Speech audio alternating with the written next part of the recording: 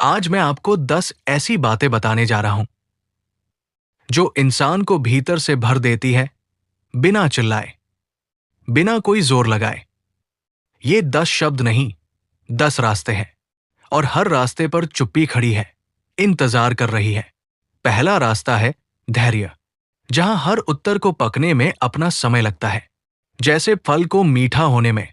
दूसरा है करुणा, खुद से कोमल होना, दूसरे के दर्द को रोज नया होने देना, बिना कोई नाटक किए।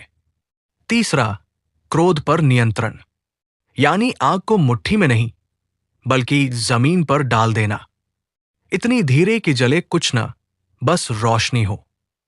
चौथा संतोष, जहां कम में भी पूरापन नजर आता है, जैसे खाली आसमान में भी अनंतता समाई है। पांचवा कर्म, यानी बिना बिलबिलाए बस चलते रहना, पानी की तरह जो ये नहीं पूछता कि रास्ता कहाँ ले जाएगा।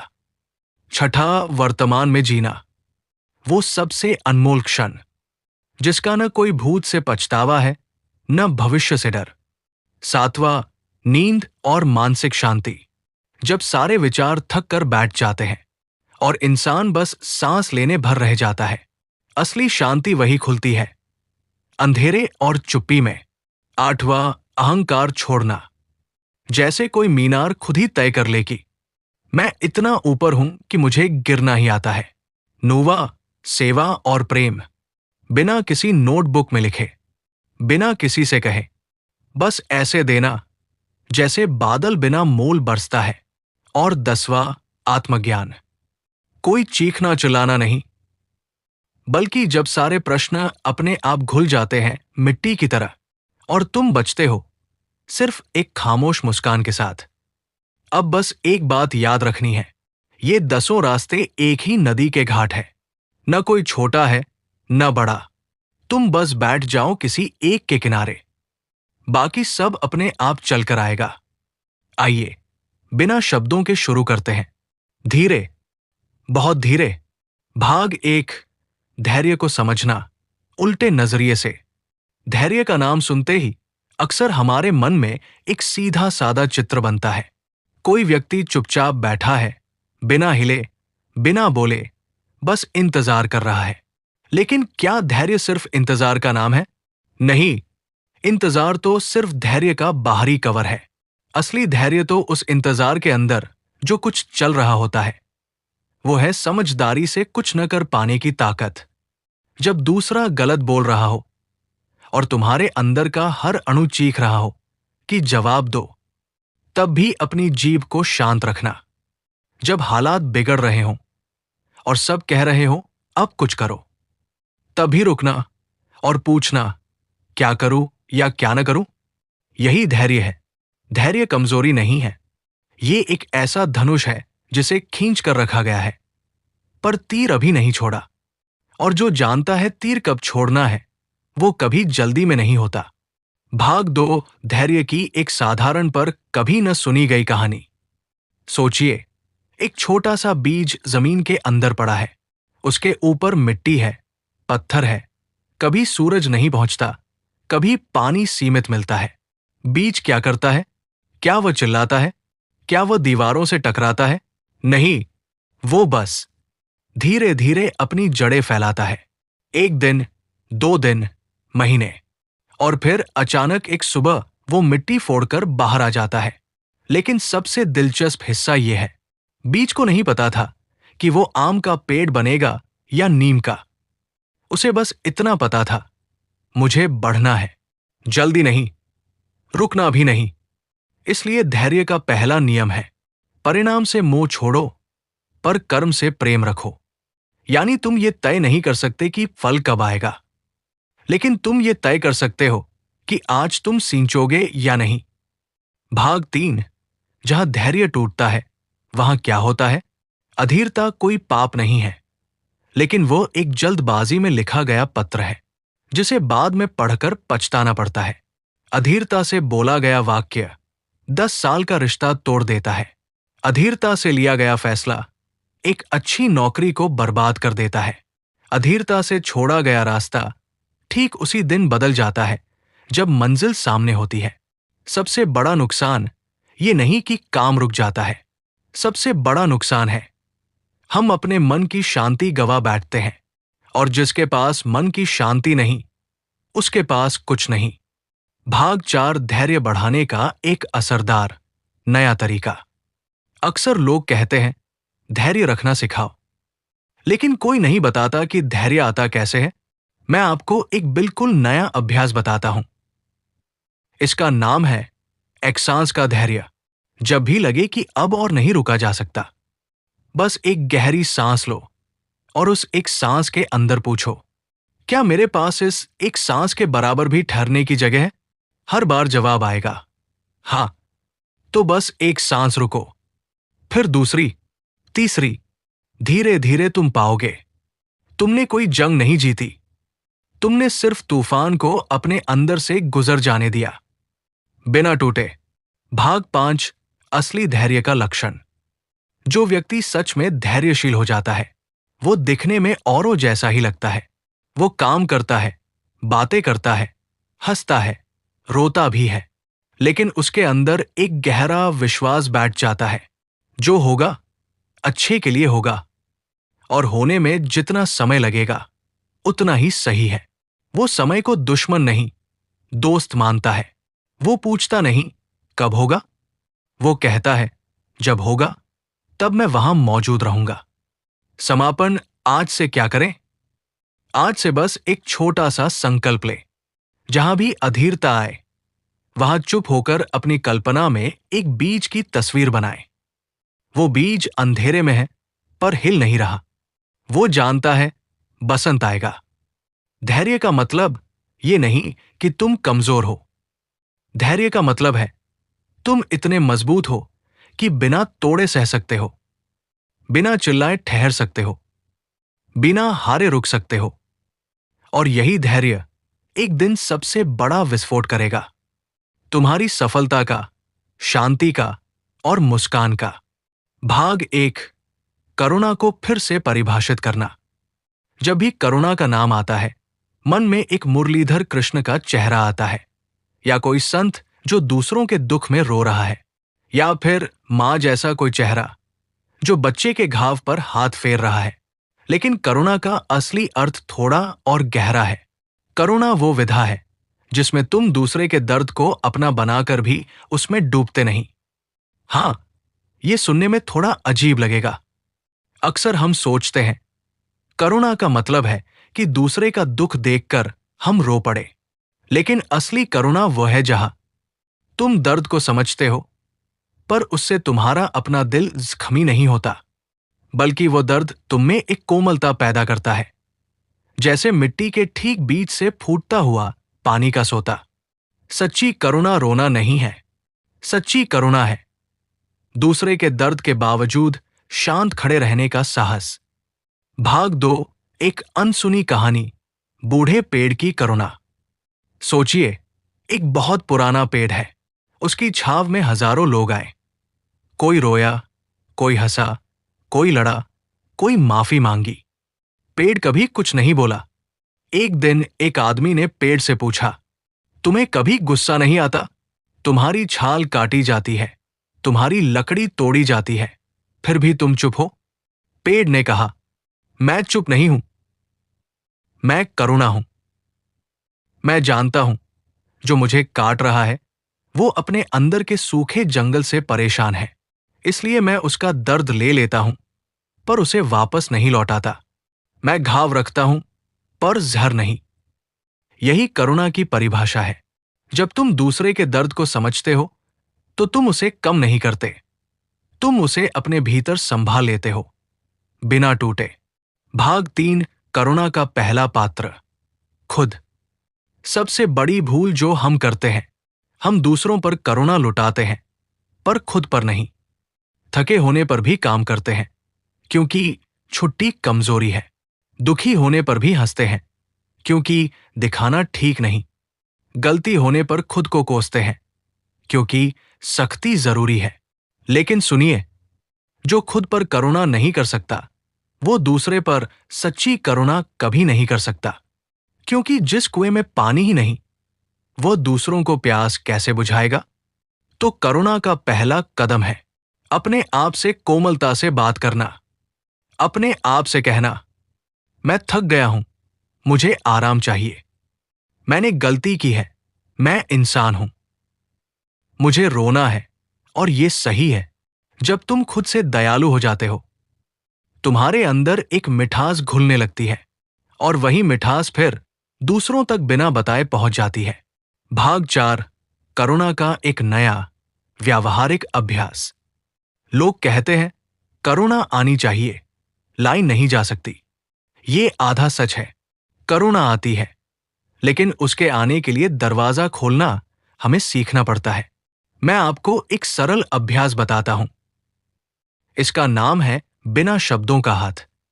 जब भी आप किसी से मिले, चाहे वो दुखी हो या गुस्से में, अपने मन में कल्पना करें कि आप उसकी ओर एक हाथ बढ़ा रहे हैं, बिना छुए, बिना कुछ कहे, बस विचार से कहें, मैं तुम्हें समझ रहा हूं, तुम अकेले नहीं हो।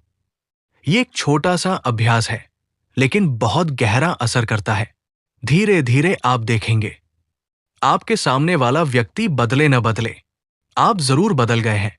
आपकी नजर कोमल हो गई है, आपकी आवाज में दूसरों को राहत मिलने लगी है। भाग 5, करुणा और क्रोध में बारीक रेखा। ये बहुत जरूरी है। करुणा का मतलब ये नहीं कि तुम गलत को सही कर दो। करुणा का मतलब ये नहीं कि तुम खुद को धोखा दे दो। अगर कोई तुम्हारा अपमान करे और तुम मुस्कुरा दो, ये करुणा नहीं, ये दबाव है। असली करुणा ये है, मैं तुम्हारा दर्द समझता हूं, लेकिन मैं अपनी सीमाएं भी जानता हूं। मैं तुम्हें माफ कर सकता हूं, पर साथ रहना जरूरी नहीं। करुणा कमजोरी से पैदा नहीं होती, करुणा ताकत से पैदा होती है। ताकत की दूसरे के गलत होने पर भी तुम अपना दिल सिकोड़ते नहीं, बल्कि समझते हो। समापन आज से क्या करें? आज रात सोने से पहले अपने दिन के 3 ऐसे पल ढूंढिए जब आप किसी को समझ सकते थे पर जल्दी में चले गए, या जब किसी ने आपसे कठोरता से बात की और आपने उसे कोस दिया। अब उन तीनों पलों को फिर से जिए, इस बार कल्पना से, इस बार करुणा के साथ। कहिए, उस दिन तुम दुखी थे, इसलिए ऐसा बोले, मैं समझ गया। आपको पता है, करुणा से दुनिया नहीं बदलती, करुणा से तुम बदलते हो। और जब तुम बदल जाते हो, तो तुम्हारे आसपास की दुनिया अपने आप धीरे धीरे बदलने लगती है। करुणा एक जलती हुई मोमबत्ती है जो अपनी रोशनी देती है पर खुद घटती नहीं। तुम भी वैसे ही हो, बस थोड़ा और नरम, बस थोड़ा और खुला। भाग 1, क्रोध को नकारना बंद करो, समझना शुरू करो। जब भी क्रोध का नाम आता है, हमें लगता है ये कोई बुरी चीज है जिसे जड़ से उखाड़ फेंकना है। संत कहते हैं क्रोध मत करो, गुरु कहते हैं क्रोध पाप है। लेकिन क्या कभी किसी ने यह बताया कि क्रोध आता क्यों है? सच ये है, क्रोध कोई राक्षस नहीं है। क्रोध एक संकेत है, जैसे बुखार आना संकेत है कि शरीर में कुछ गड़बड़ है, वैसे ही क्रोध आना संकेत है कि हमारी किसी सीमा को ठेस पहुंची है, हमारी उम्मीद टूटी है, हमारा अहंकार खरोंचा गया है, या हम असहाय महसूस कर रहे हैं। तो क्रोध पर नियंत्रण का पहला सूत्र यह है, क्रोध को दबाओ मत। समझो, जो दबेगा वो फिर कभी जहर बनकर फूटेगा, जो समझा जाएगा वो अपने आप शांत हो जाएगा।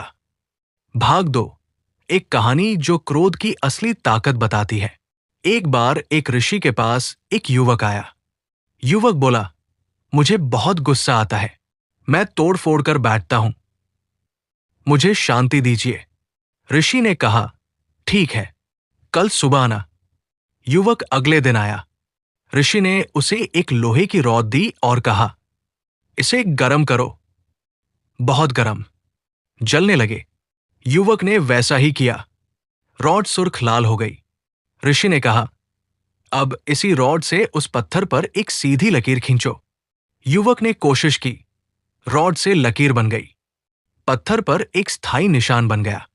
ऋषि ने कहा, अब इसी रॉड को ठंडा करो, बर्फ पर रखो। रॉड ठंडी हो गई। ऋषि ने फिर कहा, अब इस ठंडी रॉड से उसी पत्थर पर लकीर खींचो। युवक ने खींची, कुछ नहीं बना, बस फिसल गया। ऋषि ने समझाया, गुस्सा भी ऐसा ही है। जब वो गर्म हो तो उसमें बनाने की ताकत है, सीमाएं बनाने की, सच बोलने की, अन्याय रोकने की। लेकिन जब वो ठंडा होकर दब जाए तो कुछ नहीं बनता, सिर्फ फिसलन रह जाती है। क्रोध को बुझाना नहीं है, क्रोध को तापमान में बदलना है। जब जरूरत हो गर्म करो, लकीर खींचो। जब बात खत्म हो जाए ठंडा करो, वापस सामान्य हो जाओ। भाग 3, क्रोध का असली चेहरा, घाव या ढाल।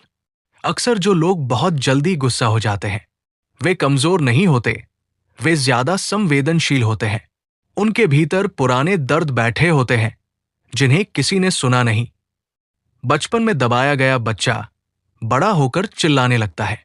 जिसे बार बार धोखा मिला वो थोड़ी सी भूल पर भड़क उठता है। जो अपनी कोई बात नहीं रख पाता वो आवाज ऊंची करके रखता है। तो क्रोध पर नियंत्रण का दूसरा सूत्र है, गुस्से के पीछे छिपे दर्द को ढूंढो। अगली बार जब गुस्सा आए अपने आप से पूछो, मुझे क्या चुभ गया? मेरी कौन सी अनकही बात दर्द कर रही है? और फिर उस अनकही बात को बोलो अपने आप से, किसी भरोसेमंद से, कागज पर लिखकर। जब दर्द बाहर आ जाता है तो गुस्से के पास रहने का कोई कारण नहीं बचता। भाग 4, एक नया अनोखा अभ्यास, आग को बहने दो। लोग क्रोध को रोकना सिखाते हैं, मैं आपको एक अलग बात बताता हूं। उसे व्यक्त करना सीखो बिना नुकसान पहुंचाए। इस अभ्यास का नाम है लिखो और जलाओ। जब भी बहुत ज्यादा गुस्सा आए, 1, एक कागज लो। 2, बिना रुके, बिना सोचे, जैसे मुंह से निकल रहा है वैसे लिखो, मुझे इस बात पर गुस्सा है क्योंकि। 3, कोई सफाई मत दो, कोई शब्द मत छिपाओ, गाली भी हो तो लिख दो। 4, पूरा हो जाए तो उस कागज को बिल्कुल सुरक्षित जगह पर जला दो, या फाड़ दो, या पानी में घोल दो। ये छोटा सा अभ्यास तुम्हारे अंदर की आग को बिना जलाए बाहर निकाल देगा। और सबसे मजेदार बात, कोई घायल नहीं होगा, न तुम न सामने वाला। भाग 5, जब क्रोध नियंत्रण में होता है तो क्या बदलता है? जब तुम क्रोध पर नियंत्रण पा लेते हो, यानी क्रोध तुम पर नहीं, तुम क्रोध पर, तो तुम्हारा जीवन चुपके चुपके बदलने लगता है। तुम रात को बेचैनी से नहीं करवटें बदलते, तुम्हारे रिश्तों में दरारें नहीं पड़ती, क्योंकि तुम फूटने से पहले रुक जाते हो। तुम अपनी बात कहते हो पर चीखते नहीं, और लोग तुम्हारी बात पहले से ज्यादा सुनते हैं। सबसे बड़ी बात, तुम खुद से शांति से रहने लगते हो, क्योंकि क्रोध का सबसे बड़ा नुकसान दूसरों को नहीं, खुद को होता है। गुस्से के बाद जो थकान आती है, जो पछतावा होता है, वो जहर सिर्फ तुम पीते हो। समापन, आज से क्या करें? आज से एक छोटा सा वादा करो, मैं क्रोध को अपना मालिक नहीं बनने दूंगा, पर मैं उसे अपना दुश्मन भी नहीं बनाऊंगा। जब वो आएगा मैं रुकूंगा, एक सांस लूंगा, फिर पूछूंगा, क्या ये गर्मी मुझे बनाने में मदद करेगी या जलाने में? और फिर उसी के अनुसार चुनूंगा। याद रखो, शांत रहने वाला कमजोर नहीं होता, वो होता है जिसने आग को संभालना सीख लिया है। क्रोध तुम्हारी ऊर्जा है, बस उसे सही नाली देना सीख जाओ, बाकी सब अपने आप ठीक हो जाएगा। भाग 1, संतोष को नए नजरिए से समझना। संतोष सुनते ही अक्सर लोग समझ लेते हैं, हार मान लेना और न मिले पर रोना बंद कर देना, या फिर ये कि संतोषी इंसान महत्वाकांक्षी नहीं होता, उसे कुछ चाहिए ही नहीं। लेकिन ये सब गलत है। संतोष का मतलब ये नहीं कि तुम कुछ चाहते ही नहीं। संतोष का मतलब है जो तुम्हारे पास है उसके साथ तुम्हारी दोस्ती हो गई है, बिना इसके कि तुम नया चाहना छोड़ दो। एक छोटा सा उदाहरण लो, एक पेड़ पर फल लगे हैं। पेड़ ये नहीं सोचता मुझे और फल चाहिए, मैं दुखी हूं। पेड़ बस फल देता है और जितना है उतने में शांत है। पर इसका मतलब ये नहीं कि पेट बढ़ना बंद कर देता है, वो हर दिन थोड़ा और बढ़ता है, पर बिना बेचैनी के। यही संतोष है, बिना भूख मिटाए हुई दौड़ के, बिना जलन के, बिना दूसरे से तुलना के अपने रास्ते चलते रहना। भाग 2, एक अनसुनी कहानी। वो भिखारी जो राजा से अमीर था। एक बार एक बहुत बड़ा राजा अपने महल के झरोखे से सड़क देख रहा था। उसने एक भिखारी को देखा, मैले कपड़ों में, टूटे बर्तन में भीख मांगता हुआ।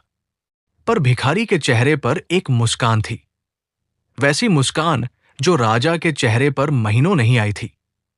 राजा ने भिखारी को बुलाया और पूछा, तुम बेघर हो, भूखे हो, फिर भी खुश हो?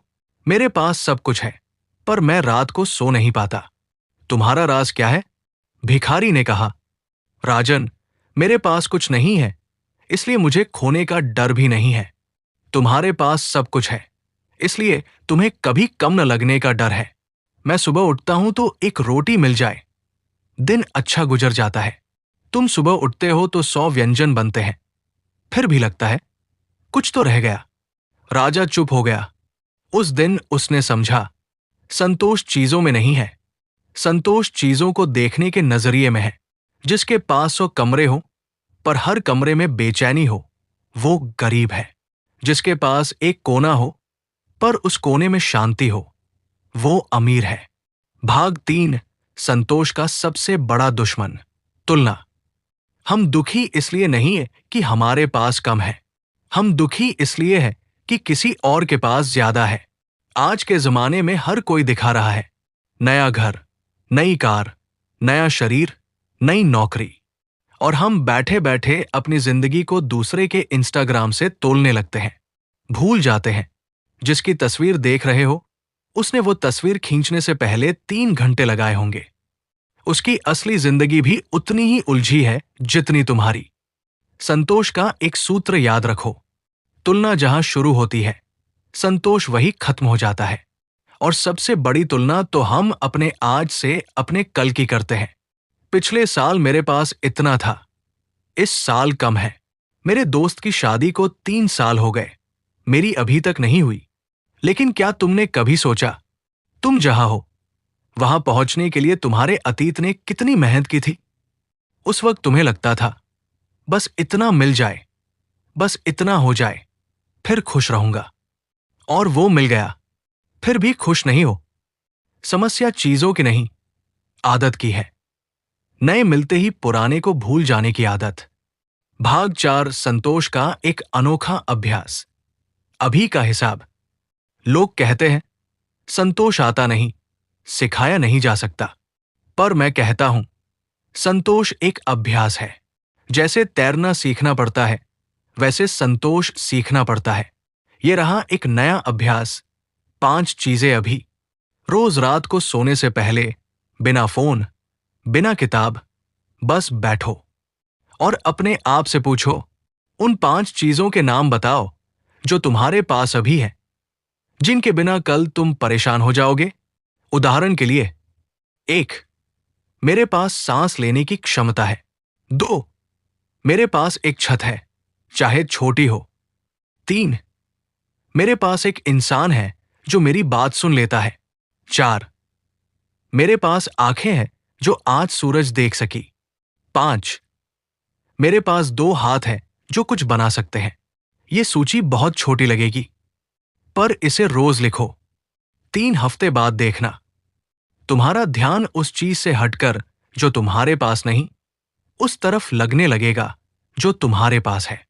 और यही संतोष की शुरुआत है। भाग 5, संतोष और महत्वाकांक्षा में गहरा रिश्ता। सबसे बड़ा भ्रम, संतोषी इंसान आगे नहीं बढ़ता। गलत है। संतोषी इंसान बढ़ता है, पर बिना बुखार के। वो दौड़ता है, पर बिना ये सोचे कि पीछे वाला उसे पकड़ लेगा। वो बनाता है, पर बिना ये चीखे कि मेरा घर छोटा है, देखो उनका कितना बड़ा है। संतोष का मतलब है, अपनी पूरी क्षमता से काम करो, पर परिणाम को लेकर शांत रहो। यही भगवद गीता का कर्मयोग भी कहता है, जब तुम संतोष में होते हो तो तुम कुछ भी कर सकते हो। क्योंकि तुम्हें हार का डर नहीं होता और जीत का नशा नहीं होता। तुम बस हो और कर रहे हो। बस यही सबसे बड़ी उपलब्धि है। समापन आज से क्या करें? आज रात कोई बड़ा लक्ष्य मत सोचो। बस अपने आसपास देखो। एक गिलास पानी है, उसे देखो, कितना साफ है, कितना आसानी से मिल गया, बिना मांगे, बिना लड़े। अब सोचो, क्या तुमने आज उस गिलास पानी के लिए धन्यवाद कहा? शायद नहीं, क्योंकि हम उस चीज को नहीं देखते जो हमेशा से है। संतोष शुरू होता है एक धन्यवाद से, एक छोटी सी मुस्कान से, एक गहरी सांस से जो कहती है, अभी ठीक है, अभी पूरा है, और कल जो होगा उसके लिए मैं तैयार हूं, पर आज मैं टूटा नहीं हूं। यही संतोष है, और ये हर किसी के अंदर पहले से मौजूद है। बस उसे जगाने की देर है।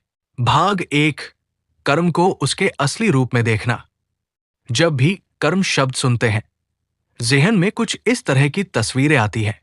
कोई साधु ध्यान लगाए बैठा है, कोई किताब में लिखा है जैसा कर्म करोगे वैसा फल मिलेगा, या फिर कोई ये कहता हुआ, कर्म करो, फल की चिंता मत करो। लेकिन कर्म का असली मतलब बहुत आसान है, इतना आसान कि हम उसे नजरअंदाज कर देते हैं। कर्म का मतलब है जो तुम अभी कर रहे हो, बिल्कुल इसी पल में, इसी सांस में, बिना किसी नाटक के। जब तुम चाय बना रहे हो पूरे मन से, वो कर्म है। जब तुम किसी की बात सुन रहे हो बिना बीच में टोकने का विचार लाए, वो कर्म है। जब तुम गलती मान रहे हो बिना बहाने बनाए, वो कर्म है। जब तुम किसी को माफ कर रहे हो बिना शर्तों के, वो कर्म है। कर्म कोई जटिल दर्शन नहीं है। कर्म तो बस पूरे होकर कुछ भी करने का नाम है। यानी आधे मन से नहीं, उधेड़-बुन में नहीं। बस हां, मैं ये कर रहा हूं कि पूरी उपस्थिति के साथ। भाग दो, एक छोटी सी कहानी। मिट्टी के दिए वाला बच्चा। एक छोटे से गांव में हर साल एक बड़ा मेला लगता था। मेले में सबसे अच्छा दिया जलाने वाले को सम्मान मिलता था। एक साल एक गरीब बच्चे ने सोचा, मैं भी दिया जलाऊंगा। उसके पास सिर्फ मिट्टी का एक साधारण दिया था, कोई रंग नहीं, कोई डिजाइन नहीं। मेले के दिन सभी अपने अपने दियों को सजा कर लाए। किसी ने सोने का पानी चढ़ाया था, किसी ने नक्काशी करवाई थी। बच्चे का दिया सबसे साधारण था। जब सबने दिए जलाए तो कमाल हो गया। बच्चे का दिया सबसे लंबे समय तक जलता रहा और उसकी रोशनी सबसे स्थिर थी। वो हिलती नहीं थी, बुझती नहीं थी। लोग हैरान हुए। बच्चे से पूछा, तेरा राज क्या है? बच्चा बोला, मुझे दिया जलाते वक्त बस यही पता था कि मैं दिया जला रहा हूं। बस इतना। मैं ये नहीं सोच रहा था कि मैं जीतूंगा या हारूंगा। मैं सिर्फ बाती सीधी कर रहा था, तेल डाल रहा था, आग लगा रहा था। बाकी सब दिए जलाते समय ये सोच रहे थे, पुरस्कार क्या मिलेगा, लोग क्या कहेंगे। इसलिए उनकी लौ बुझ गई जल्दी। यही कर्म का सूत्र है। जब तुम काम को काम के लिए करो तो वो अमर हो जाता है। जब तुम काम को परिणाम के लिए करो तो वो जल्दी बुझ जाता है। भाग 3, कर्म का सबसे बड़ा झूठ। बाद में करूंगा। हम सब कल्पना में बहुत बड़े कर्मयोगी होते हैं। कल से मेडिटेशन शुरू करेंगे, कल से मां को फोन करेंगे, कल से वो प्रोजेक्ट शुरू करेंगे। पर कर्म का पहला नियम है, जो आज नहीं किया गया वो कभी नहीं किया गया। कल एक बहाना है, बाद में एक धोखा है। सच्चा कर्मयोगी वो नहीं जो बड़े बड़े काम करता है। सच्चा कर्मयोगी वो है जो ठीक समय जो सबसे जरूरी है उसे करता है, बिना ये सोचे कि ये छोटा है या बड़ा। तुमने देखा, हाथ में पड़ा काम टालने वाला इंसान कभी शांत नहीं रहता, क्योंकि टाला हुआ हर काम उसके सिर पर भूत की तरह बैठ जाता है। और जो आज का काम आज कर देता है, उसके पास सिर्फ शांति बचती है। भाग 4, एक नया अभ्यास। बिना गवाह के कर्म। लोग तब तो कर्म करते हैं जब कोई देख रहा हो। ऑफिस में बॉस देख रहा है तो काम, सोशल मीडिया पर कोई देख ले तो दान कर देंगे। पर जब कोई नहीं देखता तब हम क्या करते हैं? असली कर्म की पहचान ये है, तुम वही हो जो तब हो जब कोई तुम्हें नहीं देख रहा हो। तो ये रहा एक अभ्यास। आज रात जब कोई नहीं देख रहा हो, कोई एक छोटा सा काम करो जिसका तुम्हें कोई फायदा ना हो और किसी को पता भी न चले।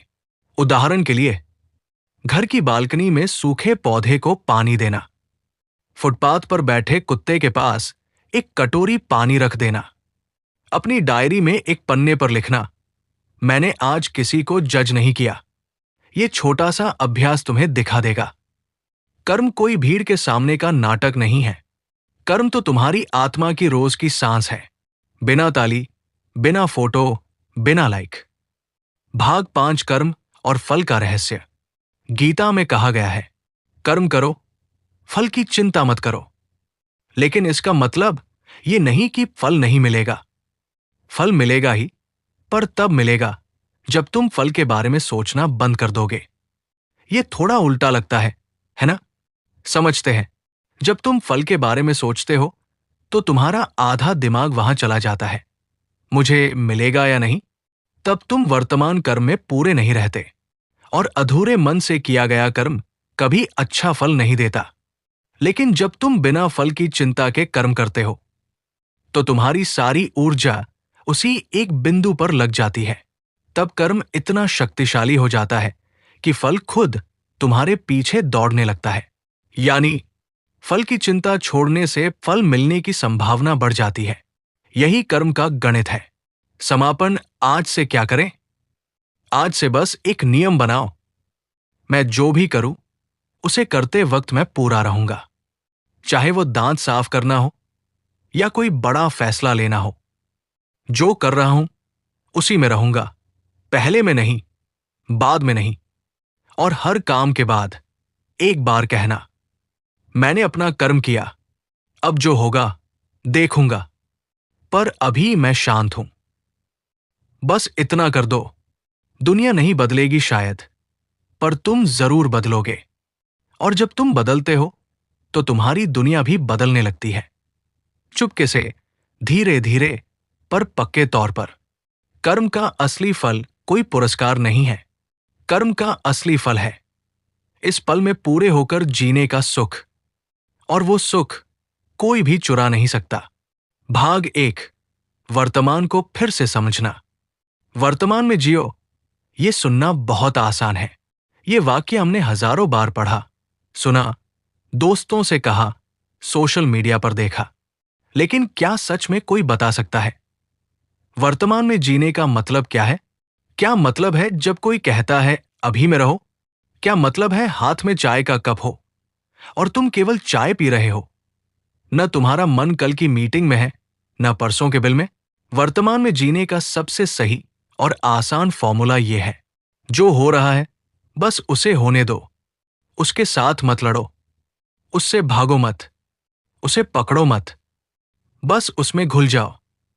जैसे नदी बह रही है, नदी ये नहीं सोचती कल बहुत तेज बही थी, कल कम थी। नदी बस बह रही है, अभी, इसी क्षण में, बिल्कुल वैसे ही। तो वर्तमान में जीना कोई जटिल ध्यान नहीं है।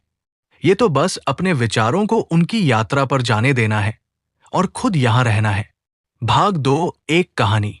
बूढ़ा माली और बिखरे पत्ते। एक बहुत बूढ़ा माली था।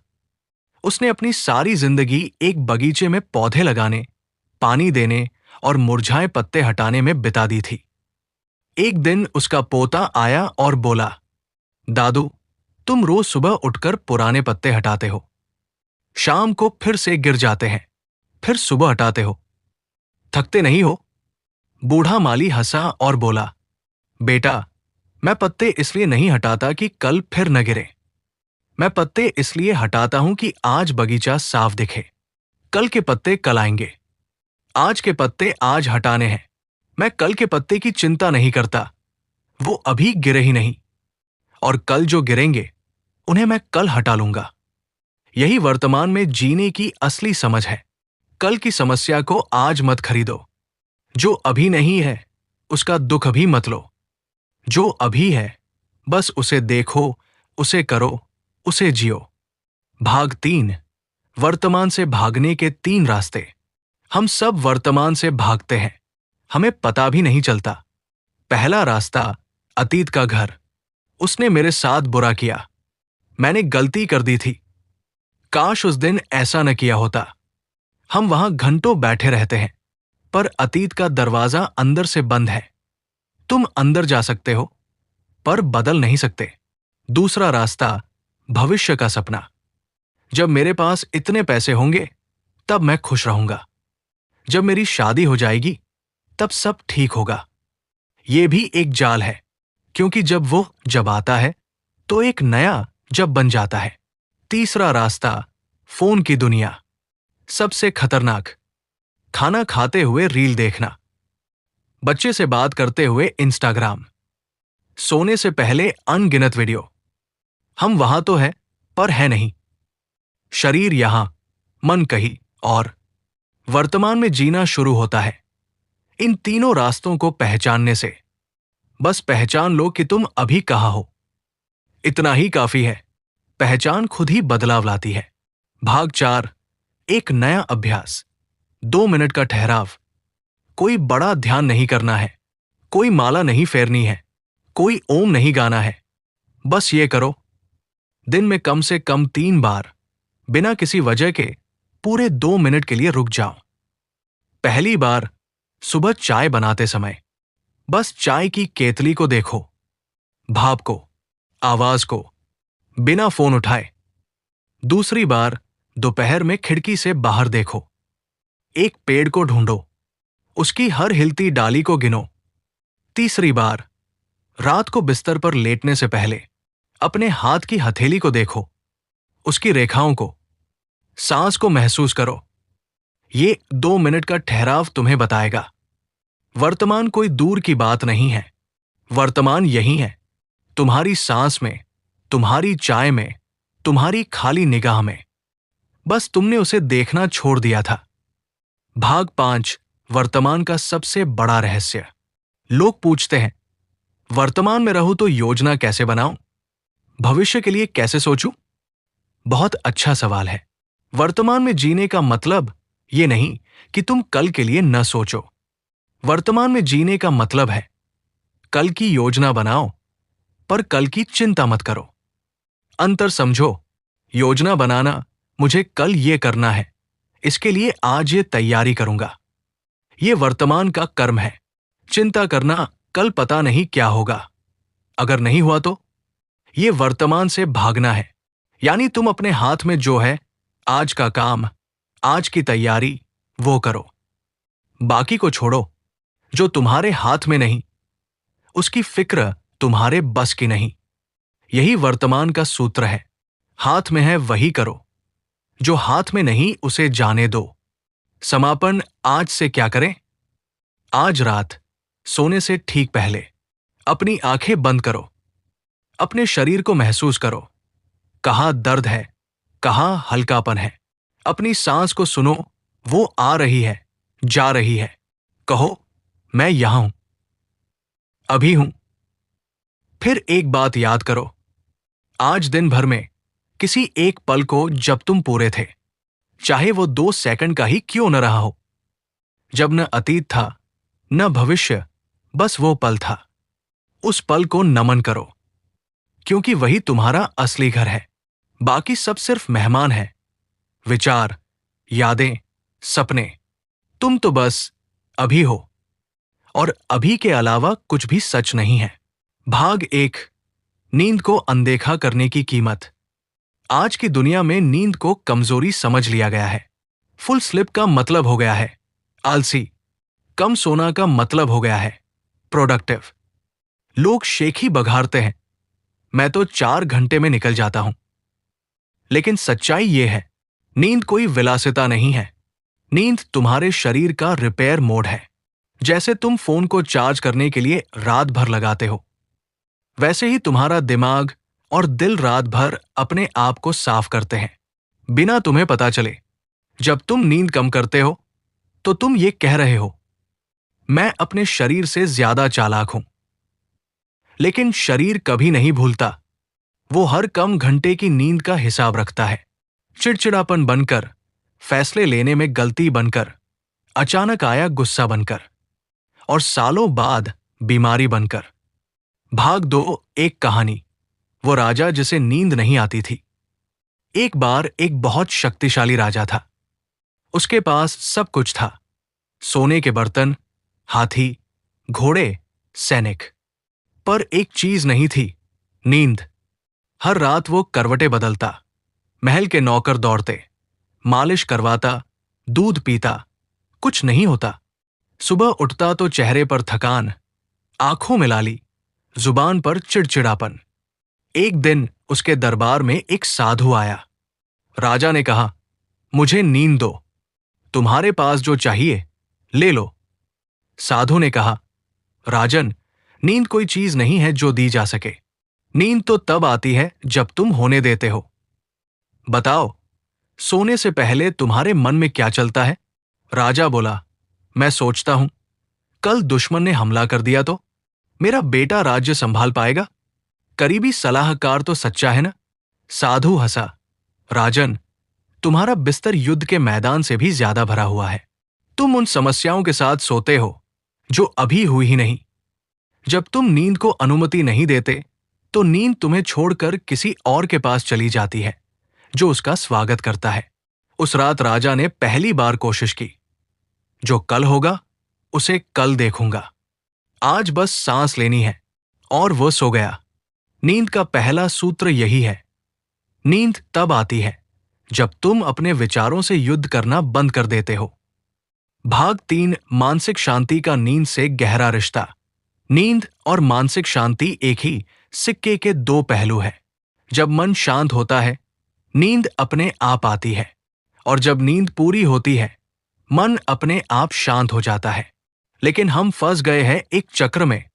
दिन भर तनाव, रात को नींद नहीं, सुबह थकान और चिड़चिड़ापन, फिर तनाव, फिर नींद नहीं। इस चक्र को तोड़ने के लिए एक बात समझनी पड़ेगी, नींद कोई काम नहीं है जो किया जाए। नींद एक अवस्था है जिसमें गिरा जाता है। जैसे तुम कूदकर नहीं सोते, जैसे तुम जबरदस्ती नहीं सोते, तुम बस करवट बदलते हो, आंखें बंद करते हो और होने देते हो। तो मानसिक शांति का पहला नियम है, नींद को लक्ष्य मत बनाओ, उसे उपहार समझो, जो उपहार मांगकर नहीं मिलता बल्कि उसे पाकर खुल जाने से मिलता है। भाग 4, एक नया अभ्यास। बिस्तर से पहले की 21 मिनट। लोग कहते हैं, मुझे नींद नहीं आती, मैं कोशिश करता हूं पर नहीं होती। ये कोशिश ही समस्या है। कोशिश जितनी ज्यादा, नींद उतनी दूर। ये रहा एक बिल्कुल नया, अनोखा अभ्यास। बिस्तर पर लेटने से पहले ठीक 21 मिनट का एक रिचुअल बनाओ। पहले 7 मिनट फोन बंद, लाइट बंद, बैठ जाओ। अपने दिन की 3 बातें लिखो जो अच्छी हुई, चाहे छोटी हो। आज चाय अच्छी बनी, आज किसी ने मुझे देखकर मुस्कान दी। अगले 7 मिनट अपने शरीर के हर हिस्से को महसूस करो। पैर के तलवे से शुरू करो, धीरे धीरे सिर तक जाओ। हर हिस्से से कहो, तुमने आज काम किया, अब आराम करो। आखिरी 7 मिनट करवट ले लो, किसी एक सांस पर ध्यान दो। बस सांस अंदर जा रही है, बाहर आ रही है, और कुछ मत करो। अगर विचार आए तो उन्हें बस जाने दो, अभी नहीं, कल बात करेंगे। ये 21 मिनट कोई चमत्कार नहीं है, पर 21 दिन लगातार करो, तुम पाओगे, तुम्हारा दिमाग अपने आप संकेत पकड़ लेगा कि अब सोने का समय है, और फिर नींद बिना बुलाए आएगी। भाग 5, जब नींद और शांति साथ होते हैं। जब तुम अच्छी नींद लेने लगते हो और मानसिक शांति तुम्हारी स्थायी अवस्था बन जाती है, तो तुम्हारी सुबह बदल जाती है। तुम बिना अलार्म बजने से पहले ही खुलकर उठते हो। तुम्हारी पहली सांस भारी नहीं होती। तुम बिना चिड़चिड़े हुए बच्चों से बात कर पाते हो। तुम्हारे फैसले साफ होते हैं, धुंधले नहीं। तुम गलतियां कम करते हो, और सबसे बड़ी बात, तुम खुद से दोस्ती कर लेते हो। क्योंकि जब मन शांत होता है तो खुद से बात करने में डर नहीं लगता, और जब नींद पूरी होती है तो खुद से मिलने की ऊर्जा रहती है। समापन, आज से क्या करें? आज रात बिस्तर पर जाने से पहले एक छोटी सी बात याद रखो। तुम्हारी नींद केवल तुम्हारी है। वो किसी प्रोजेक्ट के लिए नहीं, किसी बॉस के लिए नहीं, किसी एम्बिशन के लिए नहीं। वो केवल तुम्हारे लिए है। तो बिना अपराध बोध के सो जाओ। बिना ये सोचे कि अभी तो और काम था। जो काम आज नहीं हुआ वो कल होगा, पर तब तुम तरोताजा होकर करोगे। एक बार अपने तकिए को छुओ और कहो, धन्यवाद, आज मैं तुम में अपना सारा थकान उतार रहा हूं और कल सुबह मैं नया उठूंगा। नींद कोई दुश्मन नहीं है जिसे हराना है। नींद तुम्हारी सबसे पुरानी दोस्त है।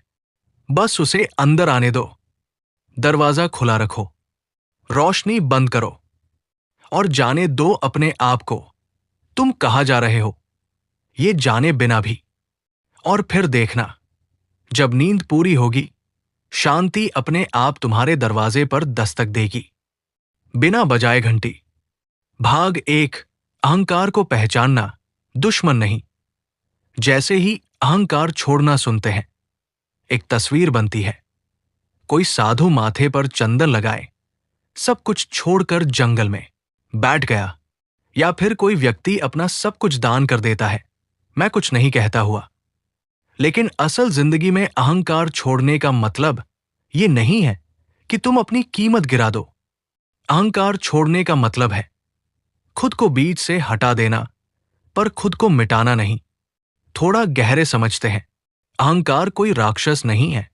अहंकार तो बस एक अदृश्य दीवार है जो तुम्हारे और सच के बीच खड़ी हो जाती है, जो तुम्हें यह विश्वास दिलाती है कि मैं सही हूं, बाकी सब गलत। जो तुम्हें रोकती है माफी मांगने से, सीखने से, बदलने से, झुकने से। अहंकार को जड़ से उखाड़ने की जरूरत नहीं। बस इतना करो कि जब वो दीवार बन जाए तो उसमें एक दरवाजा बना दो। इतना ही। दरवाजा खुला रखो। अंदर आने दो दूसरे को, दूसरी राय को, अपनी गलती को। भाग 2। एक कहानी। वो ज्ञानी जो गलत निकला। एक बार एक बहुत बड़े विद्वान थे। उन्होंने सारे शास्त्र पढ़े थे। लोग उनके पास प्रश्न लेकर आते, वो तुरंत उत्तर दे देते। कोई उन्हें टोक नहीं सकता था। एक दिन एक छोटी सी लड़की उनके पास आई और बोली, महाराज, क्या चांद हमेशा रात में ही निकलता है? विद्वान हंसे, बच्ची, ये तो बहुत आसान है। हां, चांद रात में निकलता है। लड़की बोली, तो सुबह के समय जो चांद दिखता है वो कैसा चांद है? विद्वान चुप हो गए। उन्होंने कभी सुबह का चांद देखा ही नहीं था, क्योंकि उन्हें लगता था वे सब जानते हैं। उनके अहंकार ने उन्हें सुबह उठकर आसमान देखने से भी रोक दिया था। उस दिन उन्होंने सीखा, अहंकार का सबसे बड़ा नुकसान ये नहीं कि तुम गलत हो जाते हो। अहंकार का सबसे बड़ा नुकसान ये है कि तुम सही होने के चक्कर में कुछ नया देखना ही भूल जाते हो। अहंकार छोड़ने का मतलब है अपने मैं सही हूं के झंडे को थोड़ा नीचे करना और ये कहना, हो सकता है मैं पूरी तरह सही नहीं, मैं सीखने को तैयार हूं। भाग 3। अहंकार के 3 मुखौटे। अहंकार हमेशा देखो मैं कितना बड़ा हूं बनकर नहीं आता। कभी कभी वो देखो मैं कितना छोटा हूं बनकर भी आता है। पहला मुखौटा, ऊपर वाला अहंकार। मैं सबसे समझदार हूं, मुझे किसी की जरूरत नहीं, मैंने तुम्हें बहुत कुछ दिया है, ये अहंकार चिल्लाता है। दूसरा मुखौटा, नीचे वाला अहंकार। मैं कुछ नहीं कर सकता, मुझसे नहीं होगा, मैं बहुत बुरा इंसान हूं। यह भी अहंकार है, क्योंकि ये सब कुछ मैं के इर्द गिर्द घूमता है। बस यहां मैं छोटा है, पर मैं केंद्र में है। तीसरा मुखौटा, चुप्पी वाला अहंकार। जब तुम गलती जानते हो पर माफी नहीं मांगते, जब तुम समझते हो कि सामने वाला सही है पर फिर भी हां पर लगाते हो, यह सबसे नुकसानदायक है, क्योंकि ये खामोश रहकर रिश्तों को खोखला कर देता है। अहंकार छोड़ने की शुरुआत है इन तीनों मुखौटों को उतारने की हिम्मत करना, बिना ये सोचे कि लोग क्या कहेंगे। भाग 4। एक नया अभ्यास। आज मैं गलत था। ये एक बहुत छोटा पर बहुत ताकतवर अभ्यास है। इसका नाम है आज मैं गलत था। हर दिन सोने से पहले अपने दिन में ढूंढो एक ऐसा मौका जहां तुम सही साबित होने के चक्कर में किसी से टकरा गए या किसी बात पर अड़ गए, भले ही बाद में लगा कि तुम गलत थे। अब कल्पना करो कि तुम उस इंसान के पास जा रहे हो, या अभी मन में ही जाओ और कह रहे हो, मैं गलत था, तुम सही थे, सॉरी। तुम्हें असल में जाकर कहने की जरूरत नहीं है, हालांकि बहुत अच्छा होगा अगर कह दो, पर कम से कम अपने मन में तो कहो। यह अभ्यास पहले बहुत अजीब लगेगा। अहंकार चीखेगा, नहीं, मैं गलत नहीं था, उसने शुरू किया था। बस उस चीख को सुनो और फिर से कहो, फिर भी मैं आज गलत था और ये ठीक है। 3 हफ्ते ये करो, तुम देखोगे तुम्हारे अंदर का मैं हल्का होने लगा है। तुम्हें अब हर बात पर अड़ने की जल्दी नहीं होगी। तुम हार मानने को कमजोरी नहीं, बल्कि ताकत समझने लगोगे। भाग 5। अहंकार छोड़ने के बाद क्या बदलता है। जब तुम अहंकार छोड़ना शुरू करते हो तो दुनिया तुम्हारे लिए बदल नहीं जाती, तुम बदल जाते हो। तुम अपनी गलती मानने में देरी नहीं करते, इसलिए झगड़े लंबे नहीं खींचते। तुम मुझे पता है कम कहते हो और बताओ तुम क्या सोचते हो ज्यादा कहते हो। तुम लोगों से सीखने लगते हो, यहां तक कि उनसे भी जो तुमसे छोटे हैं। तुम्हारे रिश्तों में दरारें नहीं पड़ती, क्योंकि तुम अब पत्थर की तरह नहीं, पानी की तरह बहते हो।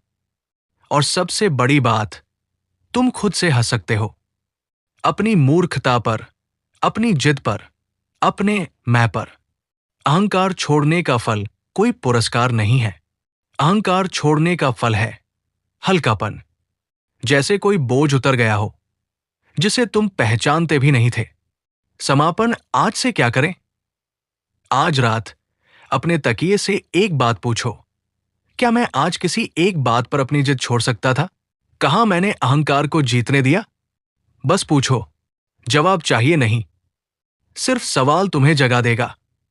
और कल सुबह जब पहली बार किसी से बात करो तो बीच में रुक जाना, एक बार सोचना, क्या मैं सही साबित होना चाह रहा हूं या सच समझना चाह रहा हूं? यही एक रुकावट तुम्हें उस दरवाजे तक ले जाएगी जो अहंकार ने बंद कर रखा था। और याद रखना, अहंकार छोड़ने का मतलब अपनी कीमत कम करना नहीं है। अहंकार छोड़ने का मतलब है अपने असली रूप को इतनी जगह देना कि मैं छोटा पड़ जाए। और तब जो बचता है वो सिर्फ तुम होते हो, बिना दीवारों के। और वही तुम हो जैसा तुम हमेशा से थे, बस अहंकार के पर्दे के पीछे छिपा हुआ। आज वो पर्दा हटाओ, धीरे से, बिना शोर के, और देखो कैसे दुनिया तुमसे थोड़ी और प्यार से मिलती है। भाग 1। सेवा और प्रेम को अलग अलग समझना। जब सेवा और प्रेम साथ में आते हैं तो हमारे मन में एक मीठी सी तस्वीर बनती है। कोई माँ बच्चे को दूध पिला रही है, कोई संत गरीबों में खाना बांट रहा है, कोई मरीज के सिर पर हाथ रख रहा है। लेकिन सेवा और प्रेम का असली अर्थ इन तस्वीरों से थोड़ा आगे है। प्रेम कोई भावना नहीं है, प्रेम तो एक अवस्था है जहां तुम्हारा दिल बिना शर्त के खुल जाता है, बिना ये सोचे इसके बदले मुझे क्या मिलेगा, बिना ये सोचे ये व्यक्ति इस लायक है या नहीं। जैसे सूरज बिना पूछे चमकता है कि कौन इसकी कद्र करता है। सेवा कोई बड़ा काम नहीं है, सेवा तो बस प्रेम का हाथ है। जब प्रेम तुम्हारे भीतर भर जाता है तो वो बाहर बहने लगता है, और उस बहाव का नाम है सेवा। तो सेवा और प्रेम अलग अलग नहीं है। सेवा प्रेम का शरीर है, प्रेम सेवा की आत्मा है। बिना प्रेम के सेवा सिर्फ काम है, जैसे कोई मशीन खाना परोस रही हो। बिना सेवा के प्रेम अधूरा है, जैसे बादल जो बरसना चाहते हैं पर रुके हुए हैं। भाग 2। एक कहानी। वो भिखारी जिसने राजा को सेवा सिखाई। एक बार एक बहुत दयालु राजा था।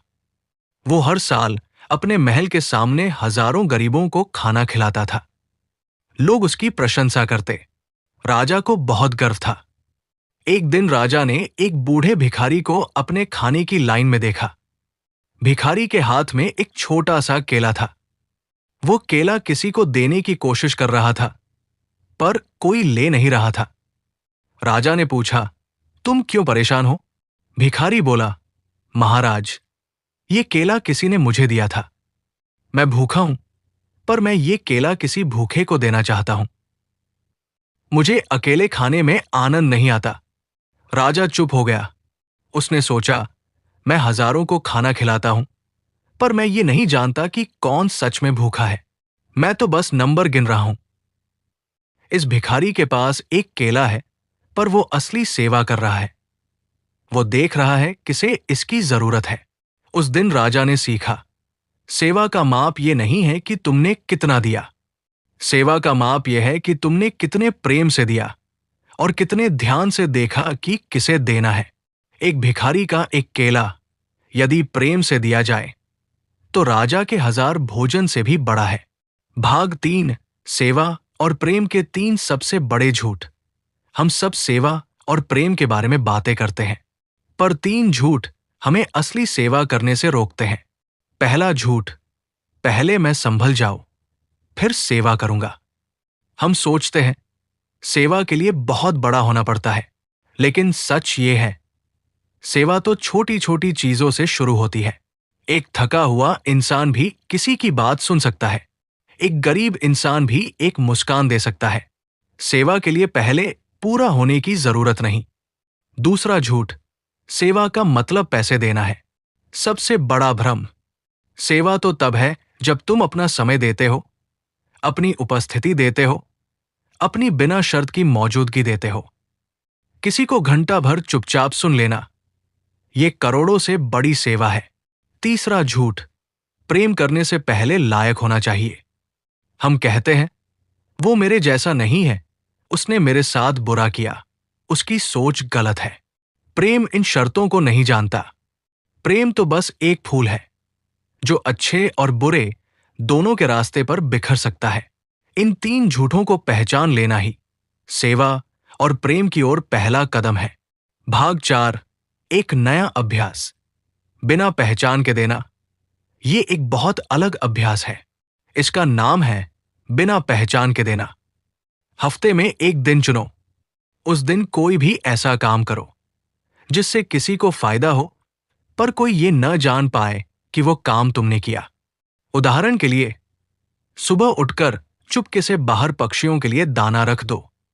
ऑफिस में किसी के डेस्क पर बिना नाम लिखे तुम बहुत अच्छे हो वाला पर्चा रख दो। घर के किसी कमरे की सफाई कर दो और किसी को बताओ मत। किसी अनजान बच्चे को टॉफी दे दो और वहां से चुपके से निकल जाओ। ये अभ्यास इसलिए है, हमें आदत है, हमने कुछ किया तो उसका फोटो लेना, लोगों को बताना, तारीफ पाना। असली सेवा और प्रेम तब शुरू होता है जब तुम्हें तारीफ की जरूरत न हो, जब देना ही आनंद हो, चाहे कोई देखे या न देखे। 3-4 बार ये अभ्यास करो, तुम पाओगे तुम्हारे अंदर एक नई मिठास घुल रही है। वो मिठास प्रेम है और वो हरकत सेवा है। भाग 5, जब सेवा और प्रेम तुम्हारी आदत बन जाते हैं।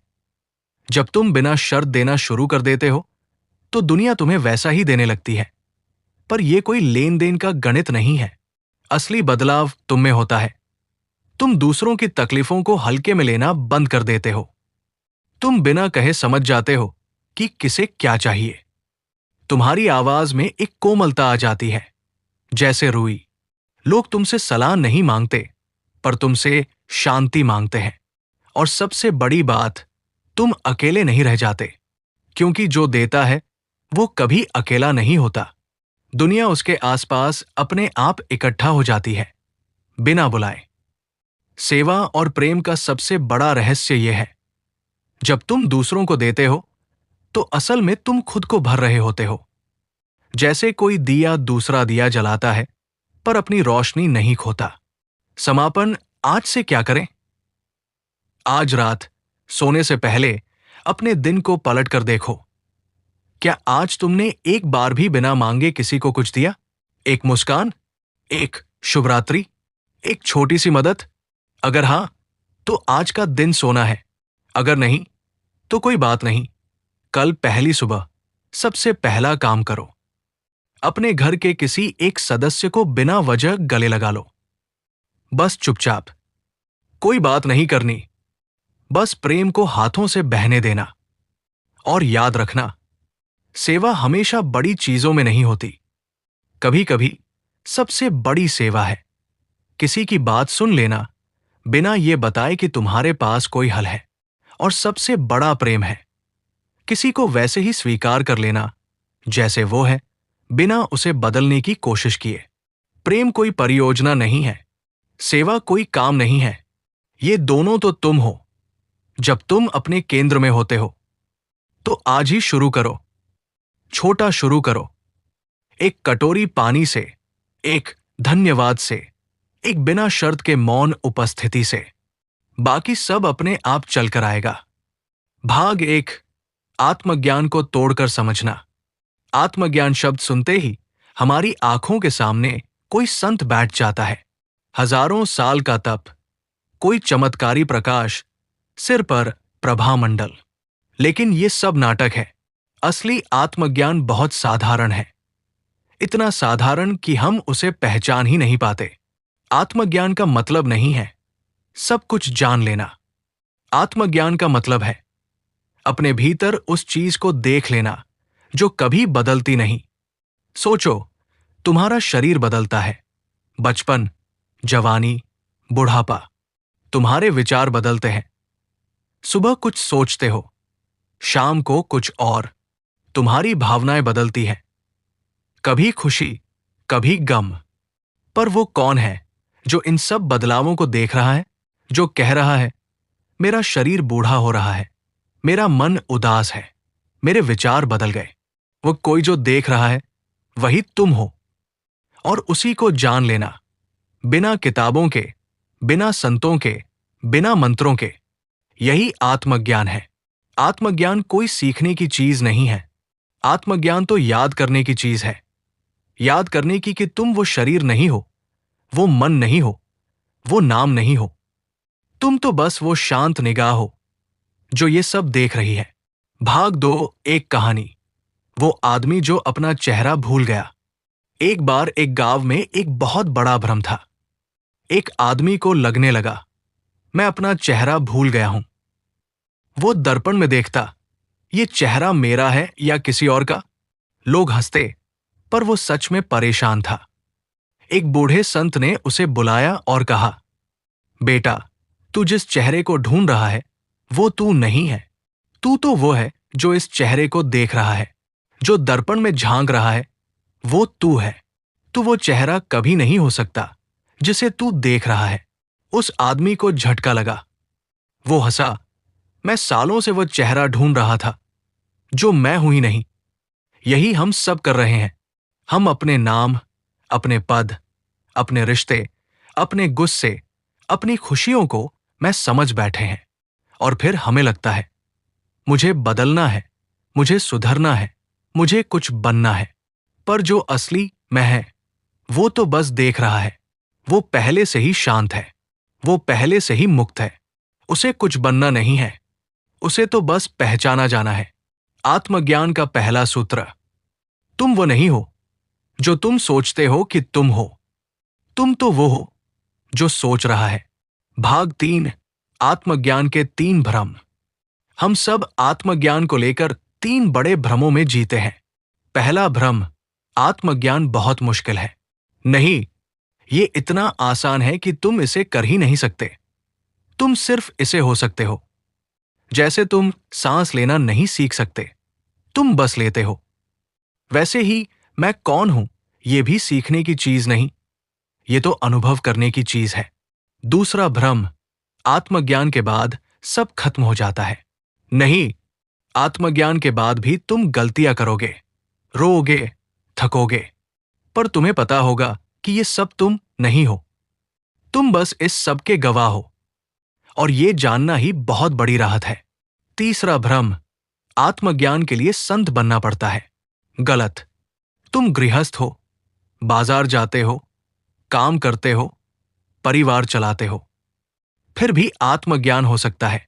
बुद्ध को घर छोड़ना पड़ा, पर तुम्हें नहीं छोड़ना है। तुम्हें तो बस थोड़ा रुकना है, थोड़ा देखना है, बस इतना। भाग 4, एक नया अभ्यास। गवाह बनकर बैठना। कोई जटिल साधना नहीं, कोई 108 बार मंत्र नहीं जपना। ये रहा एक सीधा सादा अभ्यास, गवाह बनकर बैठना। दिन में 5 मिनट, कहीं भी। आंखें बंद करो। अब अपने अंदर जो कुछ चल रहा है उसे देखो, बिना उसमें घुसे। गुस्सा आ रहा है, बस देखो गुस्सा आ रहा है। उसे दबाओ मत, बहाओ मत, बस उसे होने दो। उदासी आ रही है, बस देखो उदासी है। उसका नाम लो और पीछे हटकर देखो। विचार दौड़ रहे हैं, बस देखो विचार दौड़ रहे हैं। उनसे उलझो मत। तुम बस वो निगाह हो, जैसे सिनेमा हॉल में बैठे हो और पर्दे पर फिल्म चल रही है। तुम फिल्म में कूदते नहीं, तुम बस देखते हो। ये 5 मिनट का अभ्यास एक दिन तुम्हें झटके से बता देगा, अरे मैं तो वो हूं जो ये सब देख रहा है। मैं गुस्सा नहीं, उदासी नहीं, विचार नहीं। मैं तो वो शांत स्थान हूं जहां ये सब घट रहा है। और उस पहचान का नाम ही आत्मज्ञान है। कोई धमाका नहीं, बस एक धीमी सी आह, मैं ये हूं। भाग 5, आत्मज्ञान के बाद क्या बदलता है? दुनिया में कुछ नहीं बदलता, बिल्कुल कुछ नहीं। तुम्हारा बैंक बैलेंस वही रहेगा, तुम्हारे रिश्ते वही रहेंगे, तुम्हारी नौकरी वही रहेगी, पर तुम बदल जाते हो। डर तो रहेगा, पर तुम डर के मालिक बन जाओगे, उसके गुलाम नहीं। गलतियां होंगी, पर तुम खुद को कोसना बंद कर दोगे, क्योंकि तुम जान गए गलती तुम नहीं हो। लोग तुम्हें छोड़ेंगे, पर तुम टूटोगे नहीं, क्योंकि तुम्हारा केंद्र अब दूसरों में नहीं, खुद में है। मौत आएगी, पर तुम घबराओगे नहीं, क्योंकि तुम जान गए जो पैदा होता है वही मरता है, और जो तुम हो वो तो न पैदा हुआ न मरेगा। आत्मज्ञान कोई जादू नहीं है।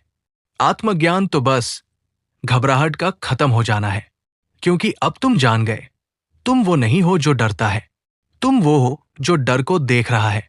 समापन आज से क्या करें? आज रात बिस्तर पर लेटने से पहले आंखें बंद करो और अपने आप से एक सवाल पूछो, मैं कौन हूं? जवाब मत देना, बस सवाल को अंदर उतरने दो, जैसे कोई पत्थर पानी में गिरे और घुलता चला जाए बिना टकराए। तुम्हें कोई जवाब नहीं मिलेगा शब्दों में, पर एक सन्नाटा बचेगा, एक खालीपन, एक शांति। उसी सन्नाटे में तुम अपने आप से मिलोगे, बिना नाम के, बिना चेहरे के, बिना कहानी के। और तब तुम्हें पता चलेगा तुम सब कुछ हो और कुछ भी नहीं। तुम हर जगह हो और कहीं नहीं। तुमने कभी कुछ खोया ही नहीं, क्योंकि तुम वही हो जो कभी खोता ही नहीं। आत्मज्ञान कोई पहाड़ की चोटी नहीं है। आत्मज्ञान तो तुम्हारी अपनी आंखों में बैठी वो चुप्पी है, जिसे देखने के लिए तुम्हें कहीं जाना नहीं। बस अपने अंदर झांकना है, और वो झांकना अभी हो सकता है, इसी सांस में, इसी पल में। समापन पूरे 10 टॉपिक का एक छोटा सा सार। वैकल्पिक, अगर आप चाहें तो। धैर्य ने सिखाया